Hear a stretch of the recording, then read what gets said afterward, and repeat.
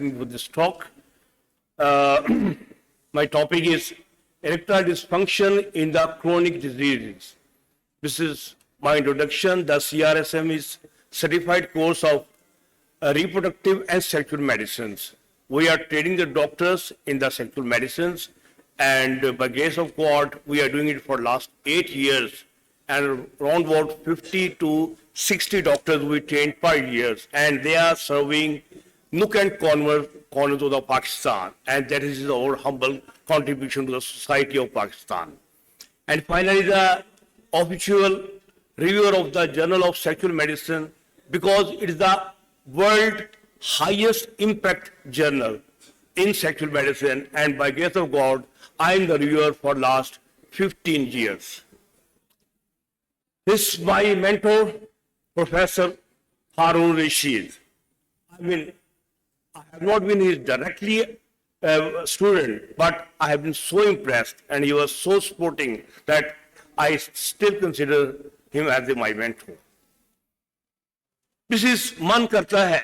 This is the poetic expression of sexual response. तेरे नैनों की गहराइयों में उतरने को मन करता है. This is the desire phase. Then the arousal, कभी तेरी सांसों की मस्तियों में झूलने को मन करता है. The excitement, the arousal. Now the plateau and the orgasmic phase. गुम कर दो मुझे पानी में, गुम कर दो मुझे पानी में नमक की तरह, वरना person feel he is being melting into the universe. गुम कर दो मुझे पानी में नमक की तरह, वरना पूरा समुंदर एक सांस में पीने को मन करता है. Now let's come to the points, the causes of erectile dysfunction. मैं तेज गाम की स्पीड से चलूंगा तो मुझे एक बड़ी धमकी मिल गई है, तो सीधे हो जाओ, राइट? तो किसी स्टेशन पे रुकेंगे और किसी जंक्शन पे रुकेंगे, ठीक हो गया? So the physical causes, the cardiovascular disease, atherosclerosis, metabolic syndrome including the lipid dysregulation, hypertension, diabetes mellitus, obesity. I also include the uric acid because it plays havoc in the sexual health. The hormonal imbalance, low testosterone, we know about testosterone, prolactin. This is a hormone which actually dampens the libido, also causes the erectile dysfunction. Increased estradiol, estradiol female hormone, but it is antithesis to the testosterone. So person having the male boobs and other things and fat distribution has a high estradiol and also suffer from the erectile dysfunction. Then the thyroid disorder, especially the hypothyroid. Neurological disorders, Parkinson's disease, multiple sclerosis, Peyronie disease, scar tissues in the penis, which causes the C-shaped penis.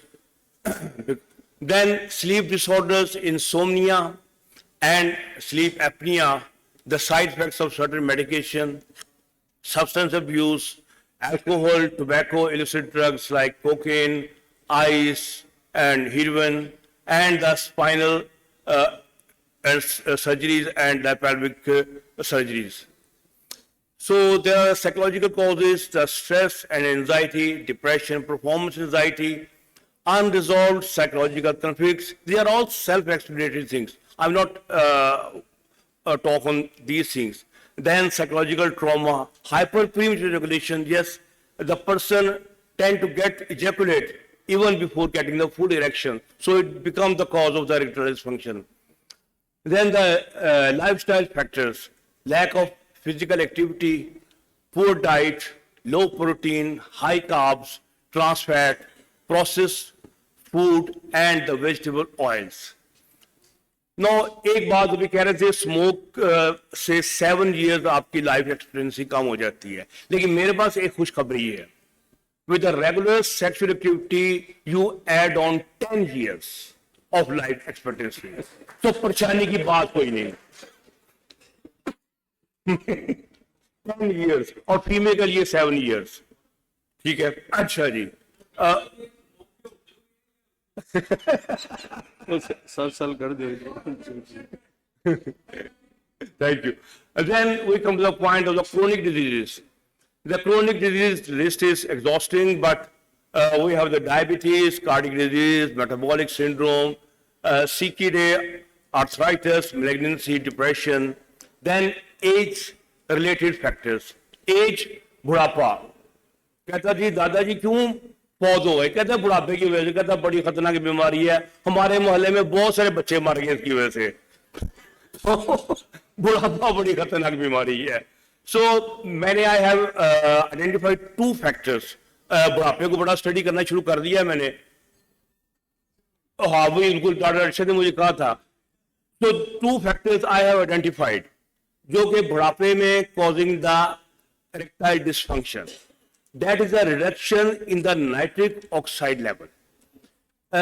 जब बंदा 40 का हो जाता है तो 50% drop हो जाता है. जब 60 का होता है तो 15% पे आ जाता है. और बाकी डायबिटीज है, एक्सरसाइज नहीं कर रहा, स्मोकिंग कर रहा है, फिर तो समझेगा वो 5-10% भी बैठा है. मैं मुक गया कम, गल गई है मुख, ठीक है, एवं नहीं पहली चूक, तो मसला बन जाता है. Then the second factor which I identified that is the low testosterone level. इसका तो सब जानते हैं, ठीक होगी बात. Then increase prevalence of the comorbid conditions in older age. Old age के तोहफे, तो इन तोहफों को ग्रेसफुली एक्सेप्ट करेंगे तो बंदे बन के रहेंगे, वरना बाबा होती रहेगी. Then the pathophysiology of the chronic diseases. So all chronic diseases causing the ED problem, and there is the common factors. I will discuss all. Inflammation, the tissue damage from the immune system, activation, tumor necrosis factor alpha, interleukin 6, then oxidative stress, that increase in the reactive oxygen species that damages the DNA and protein exacerbated by the low antioxidant, यानी कि antioxidant भी लो हो जाते हैं. Metabolic dysregulation हमें पता ही है. Endothelial dysfunction, impaired vasodilation and promoting the atherosclerosis, especially because the nitric oxide कम हो जाती है, उसके से vasodilation कम हो जाती है और inflammation भी बढ़ जाती है और atherosclerosis भी start हो जाता है. Then the fibrosis, scar tissues, disrupts the organ functions, immune dysregulation, autoimmune conditions, and of course the chronic infections. They are all in part of the chronic diseases. Then the neurohormonal activation, sympathetic nervous system overactivity. Sympathetic overactivity because of the anxiety, stress, or when there is an increased sympathetic propagation, there is a vasoconstriction in the corpus callosum that causes the flaccidity of the penis. And secondly, it also induces the orgasm because the orgasm is mediated by the sympathetic activity by the alpha receptors. So both diseases, the erectile dysfunction and premature ejaculation, would follow the increase of the sympathetic activity. Then the cellular senescence, cell not regenerating but getting old, increased tissue inflammation. और जैसे बाबे बहुत बढ़ जाते हैं ना, Italy वगैरह में बढ़ गए थे तो इकोनॉमी तबाह हो जाती है, तो सेल्स हैं वो बस बूढ़े मरते नहीं हैं. तो that is the cellular senescence. Then genetics and epigenetics changes, mutation, environmental impacts on the gene expression. अच्छे जीन एक्सप्रेस नहीं होते, पहले शक्लें दिखाते हैं. Lifestyle factors वो हमने देख लिए. Chronic diseases, impaired vascular, metabolic and hormonal health contribute to the erectile dysfunction. Inflammation and oxidative stress exacerbates the symptoms. Chronic inflammation and sexual dysfunction.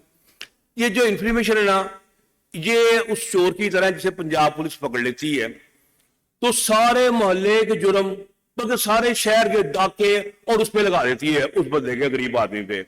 हमने भी ना आजकल ना क्रोनिक इन्फ्लेमेशन को पकड़ लिया डॉक्टरों ने, तो हम भी सेक्सोलॉजिस्ट भी पीछे नहीं रहेंगे. हमने भी बहती गंगा में हाथ धोने हैं, तो हम भी सारा इल्जाम जो ना इसी पे लगाएंगे, यही चोर है, मारो मारो इसको. तो हम चलो हम मिल के हम देखते हैं ये क्या क्या करता है. Cause and effect of the most disease, कहते हैं जी डिजीज का शुरू भी इन्फ्लेमेशन, इसका एंड भी इन्फ्लेमेशन. ठीक हो गया. तो करता क्या है जनाब, द वेस्कुलर हेल्थ को डैमेज कर रहा है through endothelial dysfunction, reduces the blood flow causing the erectile dysfunction. Hormonal imbalance कर रहा है, टेस्टोस्टेरोन को कम कर दिया, ईस्ट्रोजन को बढ़ा दिया, लिबिडो गई फारग। अच्छा, साइकोलॉजिकल फैक्टर्स, यानी कि इन्फ्लेमेशन को सेक्रेटरी ने भी पकड़ लिया, यानी कि हम पीछे नहीं रहेंगे। हमने कहा जनाब डिप्रेशन, एंजाइटी, फटीग, इसमें भी इसका बड़ा रोल है, तो इसको हमने जनाब काबू करना ही करना है। देन इन्फ्लेमेशन की वजह से pain, condition like pelvic pain reduces the sexual activity, metabolic syndrome, obesity, contributes to the poor blood flow and the hormonal disruption. Then metabolic syndrome and sex dysfunction impact on the sexual function, and men erectile dysfunction, low testosterone कर रहा है, psychological impacts like anxiety and depression कर रहा है। अच्छा जी, sexual dysfunction in diabetes from 35 to 75% इसकी prevalence है। यानी कि जब हमारे पास डायबिटीज का मरीज आता है तो सेक्सोलॉजिस्ट की टांगे कांपनी शुरू हो जाती हैं, कांपी टांग जाती हैं उसकी। क्यों कांप जाती है? क्योंकि उसको भी हर कॉम्प्लिकेशन जो पॉसिबल होती है, हर कॉज ऑफ इरेक्टाइल डिसफंक्शन उसमें पाया जाता है। अगर वो उसको ट्रीट कर लेता है, इसका मतलब है कि उसको पक्का पक्का FSCSM की डिग्री जो है ना वो दे देनी चाहिए। अच्छा जी, अब वो कर क्या रहा है? Starts with insulin resistance and pre-diabetes, end up with the loss of the glycemic control and high blood sugar and HbA1c level, high inflammation and oxidative stress in the body। Inflammation भी कर रहा है, oxidative stress भी कर रहा है। अब ये कर कैसे रह जा? Number one, it causes the vascular damage। कैसे कर रहा है? Impairs the small vessels, promotes atherosclerosis in the medium and large vessels, endothelial damage mediated by the inflammation, oxidative damage and low nitric oxide level। दूसरा, it is causing the neuropathy, and neuropathy कैसे कर रहा है? Through the demyelination of the axons, dendritic damage, oxidative stress and inflammation, both somatic and especially the sensory nerves, they are affected। क्योंकि इंसान जब बूढ़ा होता ना तो टच से ही सेक्सुअल रिस्पॉन्स जो है वो इनिशिएट होता है, तो जब उसका सेंसरी टच कम हो जाता है तो वो बंदा जो है ना वो कहता है बस मेरा मूड नहीं है। अच्छा, तो secondly autonomic nerves are involve causing the both erectile dysfunction and ejaculatory dysfunction. क्योंकि ऑटोनॉमिक में parasympathetic is the main source of erection. So जब वो इन्वॉल्व हो जाता है तो there is both we can see the erectile dysfunction and ejaculatory problems like premature ejaculation, retarded ejaculation and even the retrograde ejaculation, सब के सब आपको मिलेंगे। अच्छा, तो एक और मैकेनिज्म है कि वेजोविरुम, the small vessel supply to the large nerves, ये भी डैमेज हो जाती हैं जो कि बिकॉज ऑफ डायबिटीज। तो वो नर्व जो है उसकी वजह से भी डैमेज होना शुरू हो जाती है because of the damage to the small vessel supplying to the nerves. So there is an additional mechanism.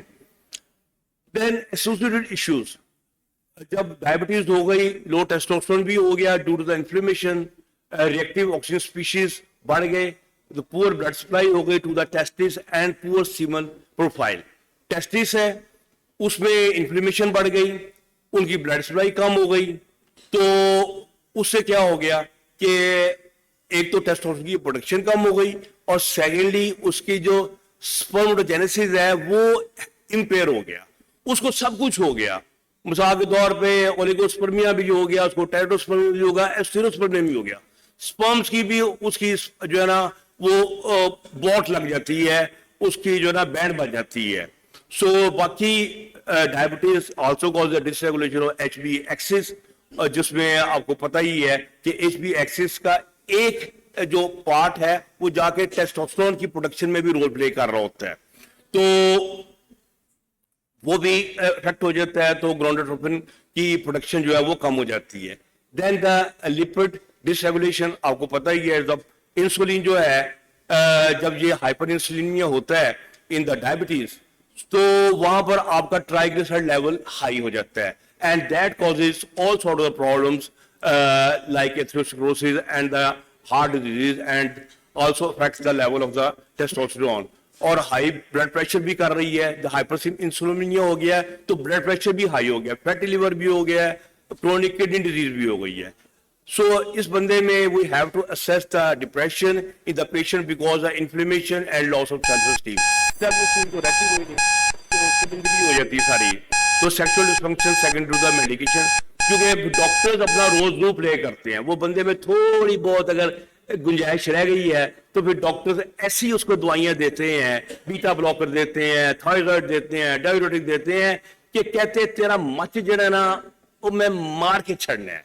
Doctor जो है ऐसी उसको दवाइयां देते हैं, तो रिजल्ट ये निकलता है कि जनाब वो बंदे की जनाब वो कहता है बस अब जिंदगी जो है ना आखिरी गमों पे, जिंदगी जिंदगी नहीं है, शर्मिंदगी शर्मिंदगी है। अच्छा जी, कार्डियक डिजीज है सेक्सुअल डिस्फंक्शन, शेयर्ड पैथोफिजियोलॉजी है उनकी, erectile dysfunction can serve as an early warning in cardiac disease. Coronary artery disease share common factors with erectile dysfunction because the penile vessels are smaller than the coronary vessels. जो penile vessels हैं 1 to 2 millimetre की हैं, जबकि coronary vessels 2 to 3 millimetre हैं। तो common factors include the hypertension, poor glycemic control, poor lipid control, obesity, low physical activity, inflammation in body, smoking, stress, anxiety, depression, और ये इसका मतलब है these two are like non-identical twins, यानी कि cardiac disease and erectile dysfunction ये जो है ये जुड़वा भाई हैं। Impact of the cardiac medication, beta blocker, diuretics can worsen the sexual dysfunction. इसको हम छोड़ देते हैं, बाद में देखेंगे, घंटियां बज गई हैं। अच्छा, ये अपने रिमोटेड आर्टरीज, क्रोनिक डिजीज, अच्छा ड्रग्स इन्वॉल्व, इनकी भी लिस्ट बहुत लंबी है, अगर ये रह जाएगी तो फिर इंपॉर्टेंट टॉपिक रह जाएगा। Lab investigations, the serum testosterone, total free testosterone करना है, सीरम प्रोलैक्टिन लेवल करना है, HbA1c लेवल करना है, फिर लिपिड प्रोफाइल है, यूरिक एसिड है, मैं सी रिएक्टिव प्रोटीन भी करता हूं, तो और मुझे बहुत ही इसमें पॉजिटिव फाइंडिंग मिल रही है। सीरम स्टेरॉइड, इंसुलिन रेजिस्टेंस, ये भी आपकी चॉइस है करनी, और इंसुलिन रेजिस्टेंस का मैं बता दूं कि आपको as young age 25 to 30 year के बच्चों में भी इंसुलिन रेजिस्टेंस मिल रही है। मैं हर पेशेंट का करवा रहा हूं। अच्छा, कलर डॉपलर बाद ये पैसे हो तो करवा लें। अच्छा जी, management strategy, manage the underlying disease like insulin resistance, diabetes, hypertension, hyperlipidemia, pain management, cardiac ejection 40 to 45% होनी चाहिए और 2 to 3 मिनट्स होने चाहिए, और ब्लड ऑक्सीजन लेवल उसके ठीक होने चाहिए, LFTs और RFT सब आपने सब काम फैमिली फिजिशियंस का, तो इसका मतलब है कि पहला काम फैमिली फिजिशियंस का, खराब भी उसी ने करना है, ठीक भी उसी ने करना है।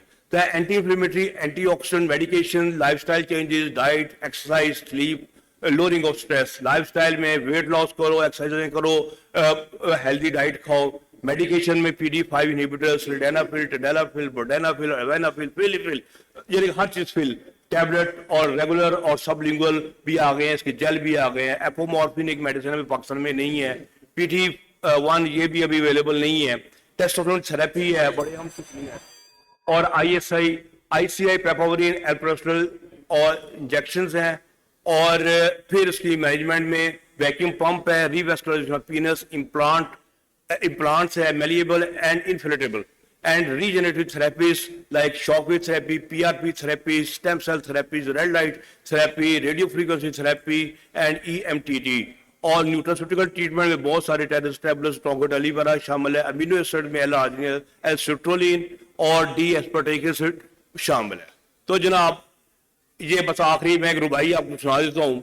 हसीना एक चूमने के वास्ते चेहरा अपना गुल के पास चुलाई, कांटा हुआ पेवस्ता वजूदे गुदास में तो वो चिल्लाई, फूलों पे तो हूब मेहरबान हमसे बरते हैं बेतनाई, ये चीख मेरे दिल की थी सदा तेरे होंठों से आई।